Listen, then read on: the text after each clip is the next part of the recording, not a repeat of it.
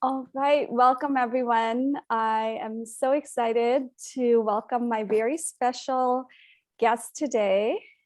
And the guest that I'm about to introduce you to is a friend, a colleague, and just an overall wonderful, connected human being. And that's why she is here to share her voice and her wisdom with us.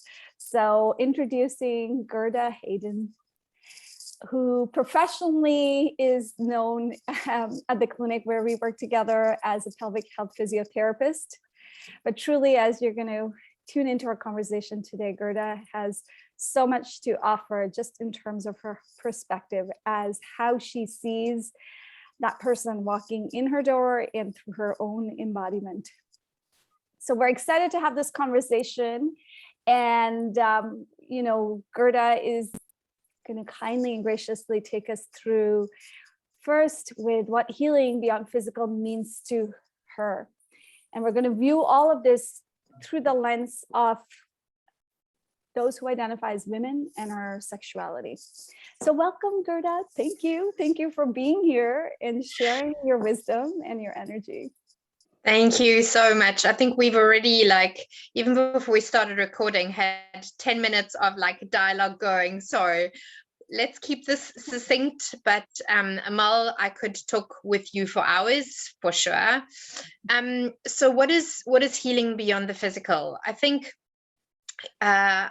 being in this pelvic floor space now for over a decade, having had two of my own children, there has definitely been a journey there beyond what we were classically taught in terms of muscular function, muscular structure, connective tissue, as to this seat, this beautiful space in a woman's body that informs her fertility, her sexuality, her being to a very large degree, her I think her life energy and her zest for life, because if things go wrong in the pelvis, I think it impacts so much more than just the structure. The woman who leaks when she coughs or sneezes is the woman who doesn't exercise, who doesn't want to go to the mall shopping because she fears she's not going to find a restroom.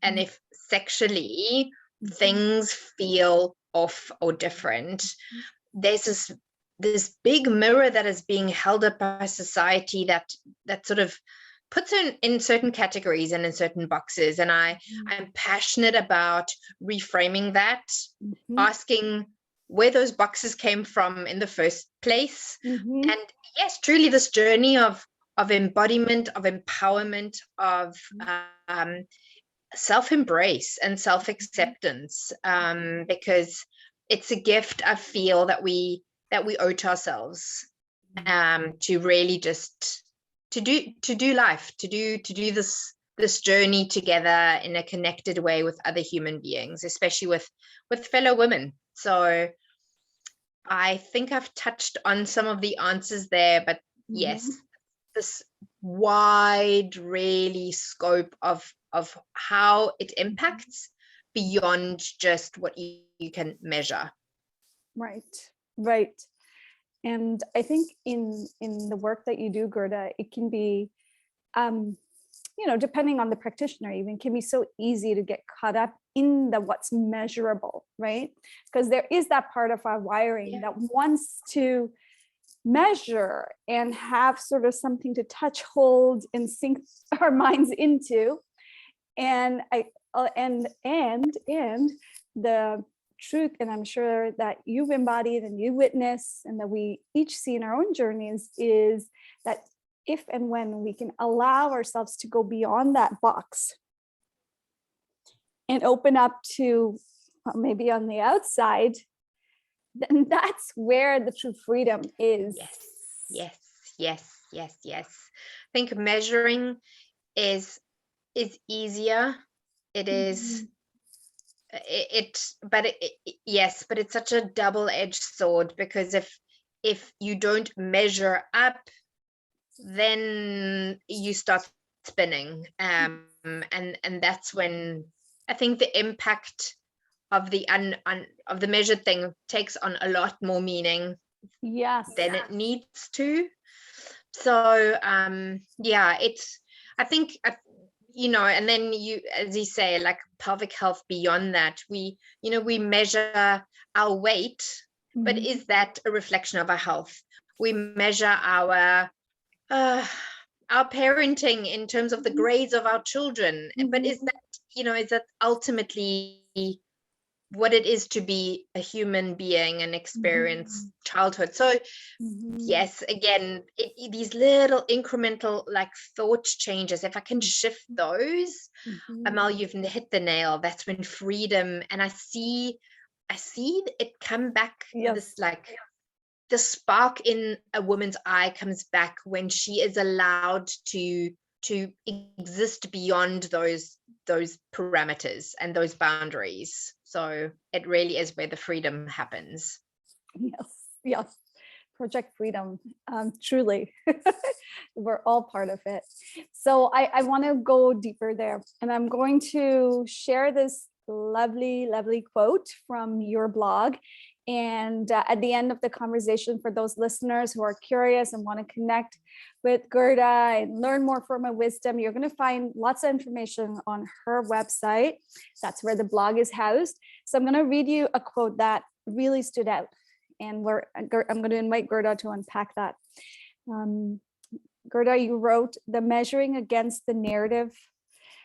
In the measuring, I think you're referring to what women are measuring themselves to, against the narrative of three distinct voices that meld into the whispers that run through our minds. That in itself is very powerful. The first narrative, you are broken, medical narrative. And I just invite everyone to take that in. I'm sure we've all heard it. You are not enough, media messaging. Taking that in. And you're sinful, moral messaging. So I'm just going to pause there because those are really big cages or boxes that so many of us at some point in our lives were stuck in or are still stuck in. So whoever's listening, please know that if this kind of is triggering you or you're getting emotional, stay with us and just be kind to yourself. We're going to, Gerda is going to unpack this in a moment. And part of this is to just realize that you're not alone if you're feeling any of these, because we all hear these three voices. So Gerda, tell us more in terms of how that's showing up in the women that you're supporting as it relates to them, their womanhood. Our sexuality is our womanhood, right? You said that. This is our source of creation and our power. Yes. And yes. I'm curious. It's like, how can we function if we're coming from a place of broken, not enough, sinful? Yeah. How do we heal? So it often shows up where within 5 minutes of a woman coming into my office, there's a narrative, there is an explanation. It can be lengthy, it can be a 2-word summary, that there is something wrong. Okay. And wrong has, just like these 3 narratives that you cited, wrong can be like a sinful, like a moral thing, right? Good versus bad, evil. Right. Wrong can be that brokenness of the medical piece. And then again, that like subtlety of the media message, that like something is not quite there yet, or you're deviating from the story, or from this image of perfection. So I unpack the meaning behind that word wrong. What is wrong? And why are they showing up? And what was that final incentive to actually book that appointment? Because we live within our society, within our culture, we live in 2022. And so that what came before and where we are headed shapes our lived experience, right? So these three messages, whether or not you've had a very, very religious upbringing or not, if you've been exposed to a lot of media and social pressure or not, somewhere along the line, there's been an advert, or the way we shop online nowadays, there's a certain model size that is depicted. So we are just bombarded with that. And then often there's something that just didn't sit well, some event, some occurrence, some thought, and women come in and see me, and I'm like, and then I unpack, what do they mean by the word wrong, and what was the triggering thing? And we delve into that, and then suddenly the conversation is beyond I cannot orgasm, or I have low libido, or whatever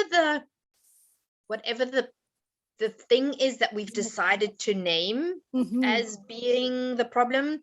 We unpack further, and then again, that's really when we start, when I'm on a journey with the woman, and I'm journeying alongside her, discovering who she is and who she wants to be.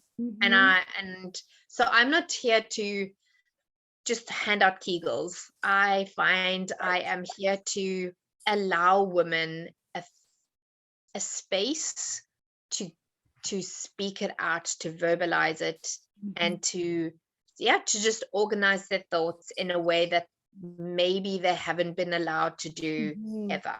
So and they often leave and nothing has changed about their libido, and maybe they still cannot orgasm with a partner, but I feel they are empowered in their sexuality to choose what they actually want from it, rather than what has been dictated.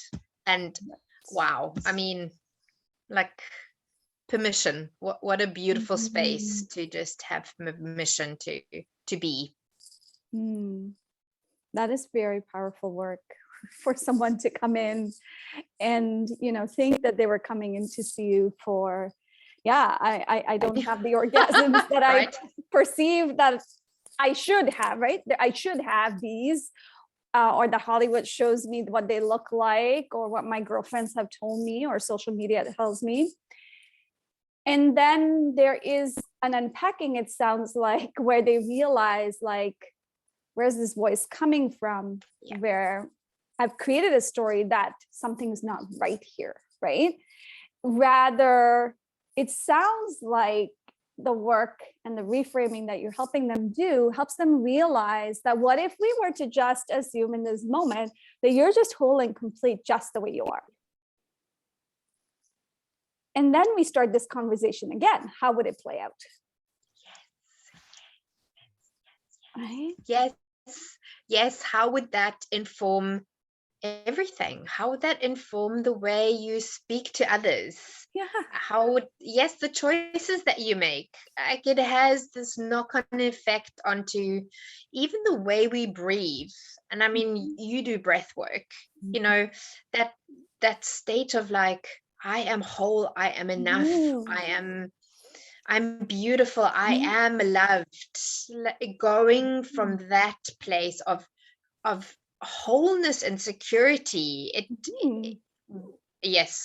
changes the trajectory. It has to change the trajectory. So so the narratives, I've only recently come across them. I think in the past year, I was really had to sit down with myself and just, where are these whispers? Because I think our own inner critic is probably the voice we listen to most, even if it's not a very conscious decision.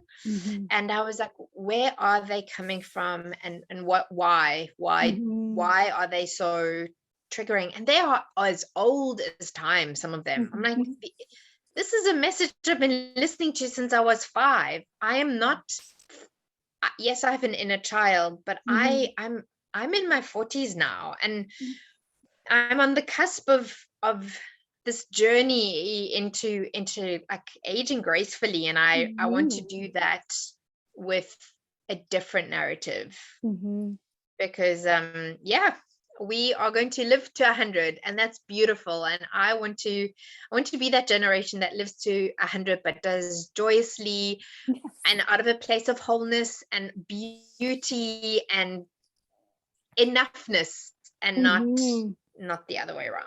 Yes.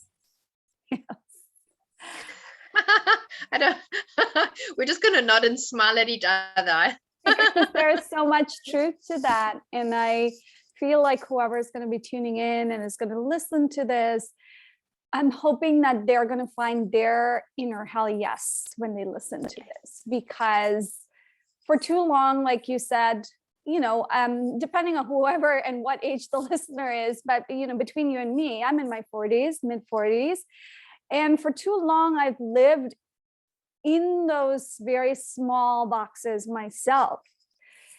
And the more the boxes are opened, some more than others, well, one, it feels a little like cold, like, like, oh, raw, open. And at the same time, it's like, oh, there's so much spaciousness to be had. Like, why was I like here stifling myself in this little space? And maybe there's more to me than, what I was made to believe. And then it's like, why keep ourselves limited to these narratives that are not serving us? I think one of the very interesting things that I've come across recently is when there's messaging that is contradictory to each other. So here's an example. I had someone come in who ejaculates, so it's female ejaculation with orgasm. To her, this is a very concerning thing. And yet, when you read along some sort of media messaging, it's the highest form of female sexual function, and women will work towards that at all costs. And I was like, wow, this is like, it just is. And I think mindfully being present with what is can be one of these very strong tools that we start employing to carve out our space, like you said, and our niche that is individually ours, rather than constantly making judgment on what is. I think that's when we start reinforcing the voices. That's when we are buying into the narrative. But the mindfulness of just, this is it, this is me in this very moment. Yes, I think that is, because suddenly realizing it's cold out there and a bit intimidating. As mammals, and as females, I think we want to run for cover and protect ourselves again. So we go back to the familiar and to the known. But the mindful practice of just being with what is can be such a beautiful segue into journeying into our freedom without bashing down doors and cages and possibly causing a few bruises and a bit of regret.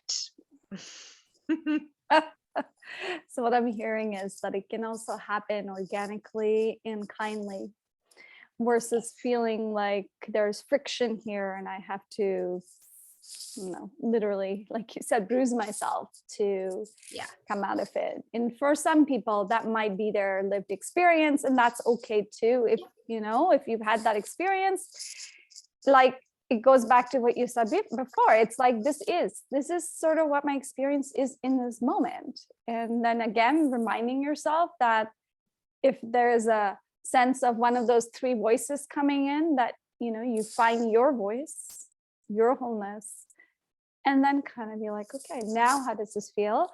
And now I can still get support. It doesn't mean that, you don't have to get the support. It's from what place are you seeking that support? Because if you're seeking it from a place of wholeness, then it's going to contribute to your overall healing and homecoming. If you seek it from a place of please fix me, then you're disempowered. Yes. And if I haven't given you some tools for self-efficacy and empowerment, then I've done you a great disservice. And I honestly mean that. Then I've not acted out of love. And so I think that as a practitioner, that sits with me often when I'm I think that's often where I need to sit and just be and just it is what it is. Can I do better next time? But that for sure is one of those things where, did I leave today and pass on something that you can shape your future with? Or have I used something that just reenacts your past? So a lot of figurative speech and analogies today. I think it's the winter weather. It makes me feel a bit more lyrical and poetic. So yeah. It brings out those parts in ourselves. I'm personally in nesting mode. I'm all about nesting right now with this winter season. Yeah, I feel you. So Gerda, tell me, in terms of women who are listening then, and you have a lot of wisdom and experience in supporting a lot of women who are coming in with specific sort of physical things that brought them there, right? Whether it's the low sex drive or the pain during sex, or not wanting to or not feeling it, so many variables. For the listener who can relate to that, and if they can't or haven't not yet seen a pelvic health physio, because I also want to say that depends on who your pelvic health physio is. They're not always going to meet a version of yourself who has that holistic perspective on how they're coming in and understanding that there is a greater piece to her than what she just is sort of representing right now in her story. Where can those women start their journey? What would you say? Because I'm sure there are certain words of wisdom that you've given that people have just like, this is so good, like this is gold, I'm going to take this, I'm going to sit with it. Is it something you suggest they journal or reflect on? How what would they take away and kind of sit with, to just... I think a beautiful practice is journaling, but with sitting with a vision or a version of yourself that is in the future, that you are drawn to, that you dream of for yourself. I think that takes us from the now, from the overwhelm, from being problem focused to opportunity based. And I think in that journey, often when there's an active mental imagery accompanying the words, and I mean, if there's a drawing, even better. I think that can really change the brain's perception of what is happening, what is going. It's this too shall pass, whatever is going on, and speak towards that. And I think there's some research to indicate that our brain is hardwired for that. And you actually, what you fix your gaze on, that is the course that you take. So often I sit with them and I go, what would you like to look like? What do you want this to look like in 5 years? What is your lived experience? What does your reality look like? And when you start allowing someone to dream, I think you really start to unearth and unpack the deepest longings of our psyche. And then yes, and then you can work backwards from there, because you have a goal, you have a roadmap. And so it's easier then to put certain milestones in place, or determine the frequency of our interaction. So again, it's then it becomes their treatment plan and their goals, rather than me imposing something on them that may or may not resonate. Yeah. And then we don't facilitate change. So exactly. Yeah. That I think that is such a helpful activity that anyone who's listening can really do.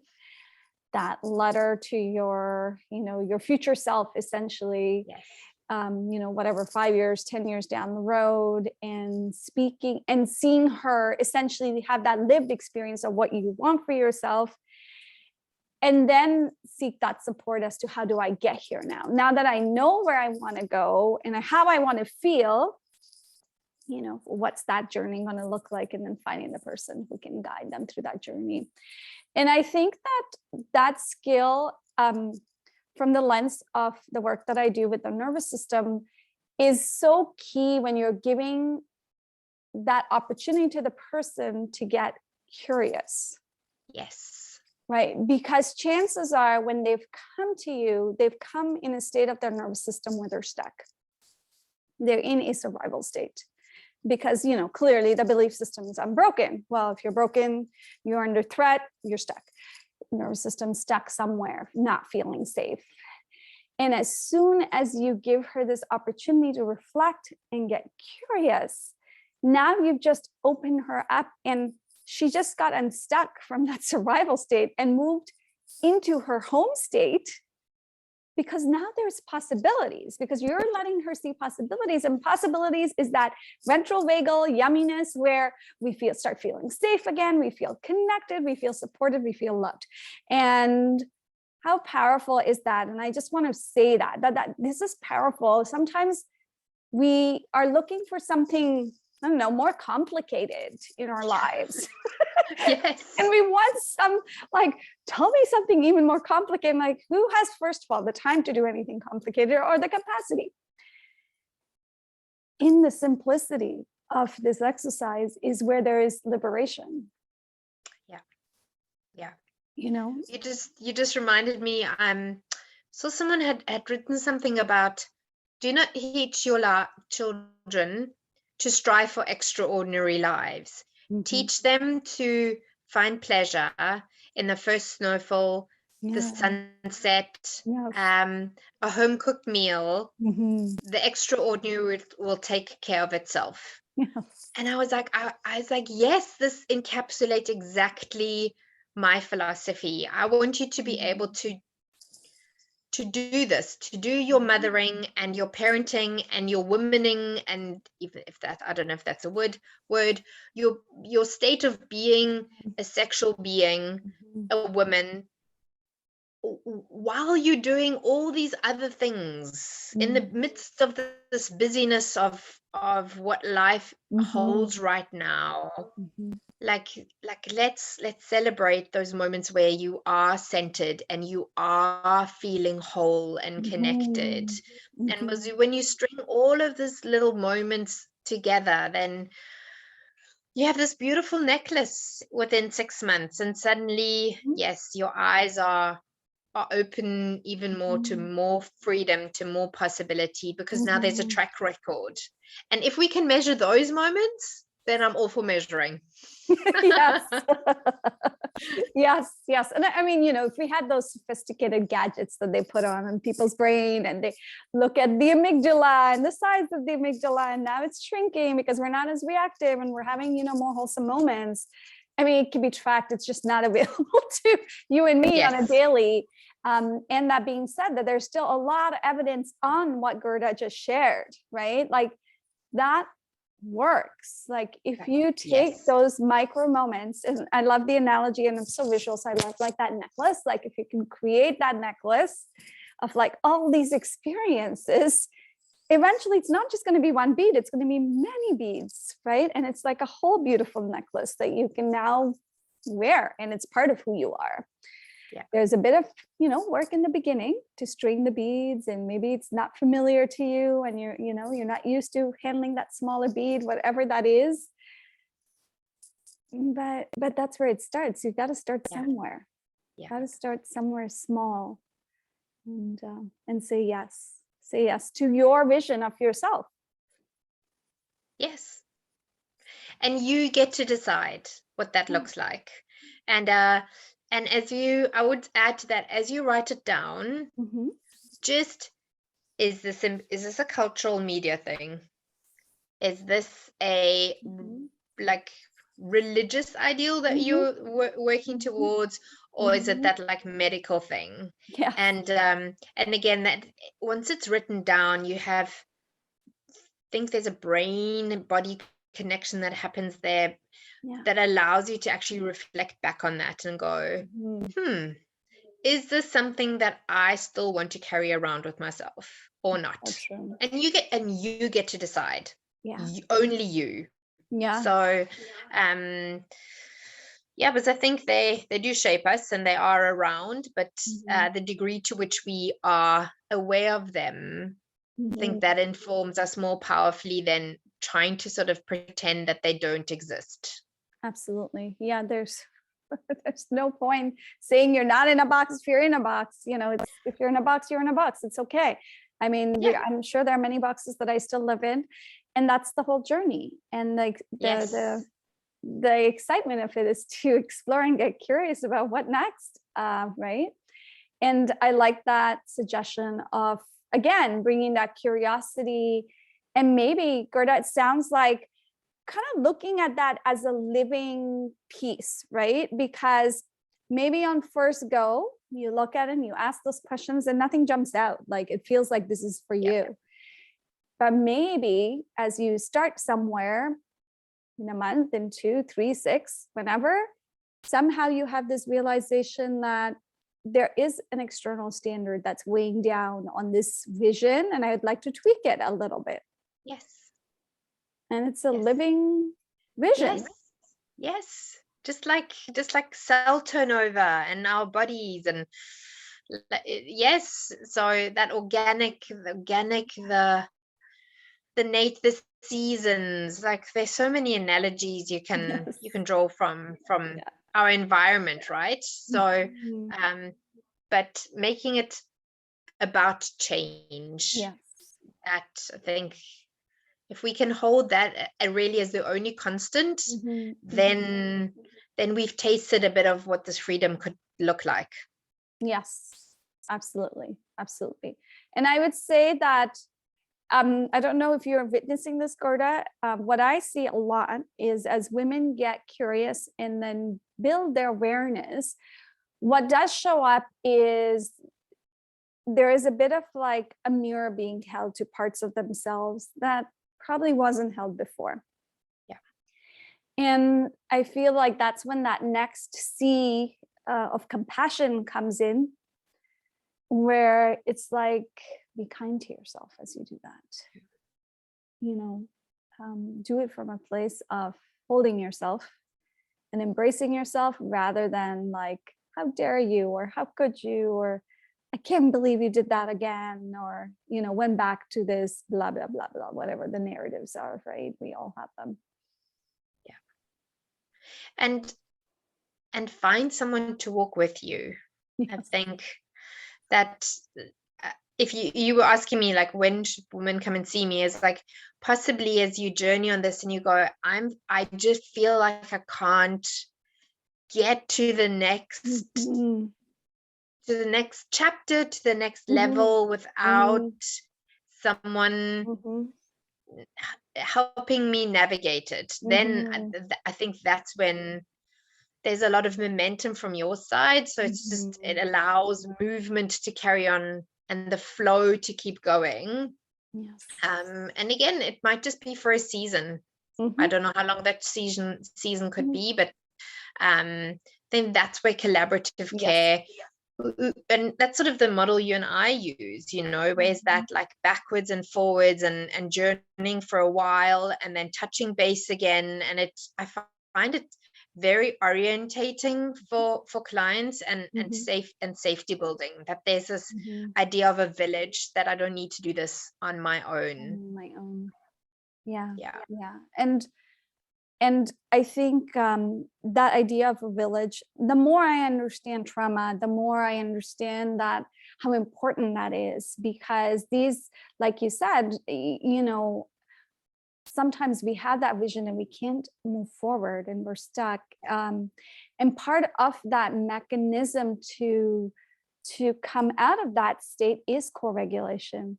And, from the perspective of the nervous system that I work with, it's Deb Dana who explains that as humans, think about how we were born. We were born co-regulating with our mother, our parent. If there is a sign that is how we're supposed to move through life, and through co-regulation, then you find self-regulation. Yep. We're not built to be islands. No. And I think, yes, I mean, enough COVID talk, but I think a lot of that like island mentality is what I'm seeing with now, where women just had to do it. They had to do it all. There was just no help available or as readily available. And so it's a lot of like island dismantling that I'm doing right now. That's just like, let's build bridges again. Let's build bridges and trust each other. Learn how to so it's an interest, but it's such a great space to be, because it's I think it impacts the next generation. And like, what a powerful privilege to be there, where you are like informing a woman's view of herself. It will affect the way she interacts with her peers and with her parents, if she has children. But it will. I think the ripple effect is big. It is.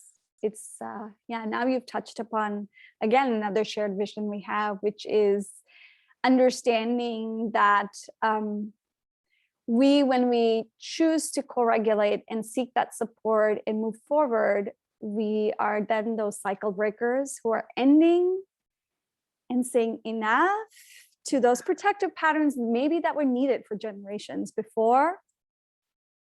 Then perhaps it can stop with you. Doesn't have to move any further. And that makes me very excited, because then I just start imagining and dreaming about a future of, the new generation not even being born into these boxes, that they even have to come out of them. They can just start their self-exploration at a much younger age and evolve in ways that I don't think I can even conceive right now. And that, to me, is powerful. That's how we shape humanity, and that's how we shape the future that we, always dream about or we talk about. It starts with us. It's not anywhere else. It's like we are the key. Yes. And if we can unlock and open up this key to coming home to ourselves, there's service at all levels. Yes. I feel I need to start using other languages to say yes in. In my heart, it's like when I hear a lot of yeses, I hear the word hallelujah. I'm like, yes, one of my best hallelujah. Absolutely. All raised hand. Yes. Amen. Yeah. Amen. Yeah. So for whoever was tuning in today, I know that there was a lot of valuable wisdom, Gerda, that you shared, and to seek the support.